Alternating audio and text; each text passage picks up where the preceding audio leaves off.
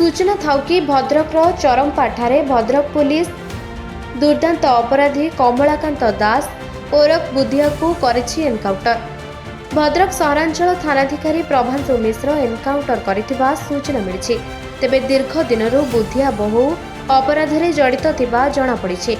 से जणे star shooter नामरे परिचित। से प्रथमे पुलिस देखि आत्मसुरक्षा पाई गुली करिथिले। से विभिन्न बैंक डकायती बड़ बड़ चोरी अपराधरे संपृक्त थिबा जणा पड़िछि। भद्रक सहरांचल थाना अधीन चरंपा मालगोदाम निकटरे एनकाउंटर करा जायछि। तेबे पुलिस उपरकू बुधिया 4 राउंड गुली करिबा सह आक्रमण परे पुलिस एनकाउंटर करिछि। बुधिया नारे राज्य रे 50 ऊर्ध्व लूट और गुलिकांड केस रहिछि। बुधियार सहयोगी बाइक रे फेरार हो जायछि। बुधिया निकटरू बंधुक जबत मध्य होइछि। तेबे भद्रक सहरांचल थानार एही सफलता पाई प्रशंसा करूछंती भद्रकवासी।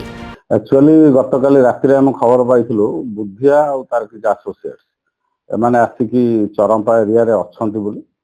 तापरे भोर भोर हमको परफेक्ट इनफॉरमेशन मिलला सेमान जो रेलवे रे न्यू गुड सेट हिची सेही पाखर अछंती। सेमाने गोटे बड़ योजना करथिले जेतु बुधिया नारे प्राय 50 रु ऊर्ध्व केस हमर भद्रक बालेश्वर कटक मयूरभंज रे अछि।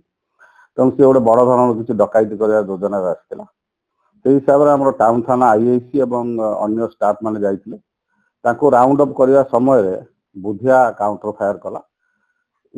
आगुरी बुधिया ये तार अभ्यास अच्छी बालेश्वर एमती पुलिस जो आने जाए रेड करे से घर एस्केप कला बेले एमती फायर कर नजर अच्छी। तापर से फायर एक्सचेंज फायर पुलिस भी लाइफ सेव करने एक्सचेंज ऑफ फायर होता से भितर बुधिया इंजोर्ड होती तार गोटे गोली बाची तार डाहाण पट आंठू तल गोटे गोली बाची।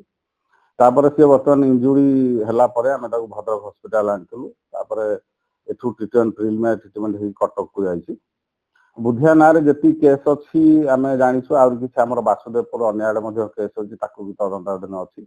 अन्य जिला मान कहुई से देखिए भेरीफाई करेंगे आउ कौन कौन